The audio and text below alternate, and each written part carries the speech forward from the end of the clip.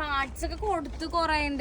പിന്നെ എങ്ങനെ സ്റ്റാർട്ട് ആവാനാ എന്റെ പൊന്ന് ഗൈസ്? ഇതുണ്ടല്ലോ, നമുക്ക് ഇന്ന് രാവിലെ സ്ക്രാപ്പ് ചെയ്യാനായിട്ട് വന്ന വണ്ടിയാണ് ഈ കാണുന്ന ടൊയോട്ട ഇന്നോവ വണ്ടി. അവിടെ നമ്മൾ ഓടിച്ചോണ്ടാണ് വന്നത്. നല്ല കിടിലനായിട്ടുള്ള എഞ്ചിനായിരുന്നു കേട്ടോ. നമ്മൾ ഈ അതർ സ്റ്റേറ്റിൽ നിന്നൊക്കെ 10 ലക്ഷവും 12ഉം 20 ലക്ഷമൊക്കെ നമ്മൾ കിലോമീറ്ററൊക്കെ മറിച്ച് വരുന്ന വണ്ടി പോലെ ഒന്നല്ല. ഇത് ഒറിജിനൽ കേരള രജിസ്ട്രേഷനിൽ വരുന്ന നമ്മളുടെ ഇന്നോവയുടെ എഞ്ചിനാണ്. നല്ല അടിപൊളിയായിട്ടുള്ള എഞ്ചിനാണ്. ഇനിയിപ്പോൾ എന്ത് ചെയ്യാൻ, നമ്മൾ സ്ക്രാപ്പ് ചെയ്യാനായിട്ട് പോകണം. ഇപ്പം ഇന്നിപ്പോൾ രാവിലെ ഇതിൻ്റെ ഇവിടെ നിന്നുള്ള കുറച്ച് പാർട്സൊക്കെ നമ്മൾ ഊരി കൊടുത്തായിരുന്നു.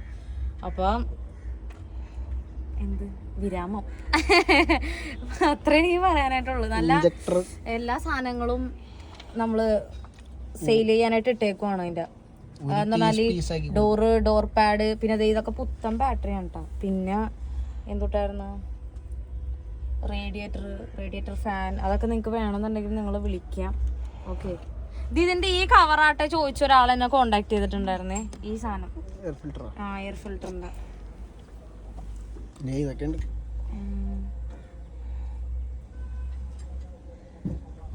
ഒരാള് ഇന്ന് പറയണേ എന്താണ്, പണ്ട് ചെയ്തതും ആക്രി കച്ചവടം, ഇപ്പൊ ചെയ്യണതും ആക്രി കച്ചവടം, നാളെ ചെയ്യാൻ പോണ എന്താന്ന് അവനറിയില്ലല്ലോ. അങ്ങനെ എന്തോ പറഞ്ഞ് ഇതാക്കി. പക്ഷെ ഞാൻ ഇപ്പൊ ചോദിച്ചു എപ്പോഴാണ് ഞാൻ ആക്രീന്ന് ഞാൻ പറഞ്ഞത്. ഞാൻ ഇതുവരെ വീഡിയോ ഞാൻ ചെയ്തിട്ട് ഞാൻ ആക്രീന്ന് പറഞ്ഞിട്ടുണ്ടോ?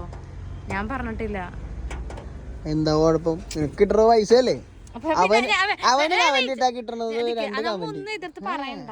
ഞാൻ അതല്ല പറഞ്ഞത്. എന്താണ്, ഞാൻ ഇവിടെ വന്നപ്പോഴത്തേക്കാണ് ആക്ച്വലി കുറെ കാര്യങ്ങൾ എനിക്ക് പഠിക്കാൻ പറ്റിയത്. എന്ന് പറഞ്ഞാല് ഈ പറഞ്ഞ പോലെ ഞാൻ രാവിലെ കോളേജിൽ പോകുന്നു, ഉച്ച കഴിഞ്ഞിട്ട് ഞാൻ ഇവിടെ വരുന്നു, ഇവിടെ പഠിക്കുന്നു. രാവിലെ തിയറി ക്ലാസ്, ഉച്ച വരുമ്പോഴത്തേക്കും പ്രാക്ടിക്കൽ ക്ലാസ്. അപ്പം എനിക്ക് കുറേ കൂടെ ഡീറ്റെയിൽ ആയിട്ടുള്ള കുറേ കാര്യങ്ങൾ എനിക്ക് കുറച്ചും കൂടെ പഠിക്കാൻ പറ്റി. അപ്പം എനിക്ക് തോന്നുന്ന ആളുകൾക്ക് നല്ല അസൂയ ഉണ്ടെന്ന് തോന്നണം ഞാൻ ഇങ്ങനെ വീഡിയോ ചെയ്യുന്നതിലും ഓരോ കാര്യങ്ങൾ നമ്മൾക്ക് അറിയില്ലാത്തൊക്കെ പറഞ്ഞു കൊടുക്കുമ്പോഴത്തേക്കും എന്തായാലും അസൂയ ഉണ്ടാകുമായിരിക്കും. കുഴപ്പമില്ല, നിങ്ങൾ അവിടെ കിടന്ന് അസൂയപ്പെട്ട് എനിക്ക് കുഴപ്പമില്ല. നമുക്ക് ചെയ്യാൻ പറ്റുന്നത് നമ്മൾ മറ്റുള്ളവർക്ക് ഉപകാരമാണ് ചെയ്യുന്ന.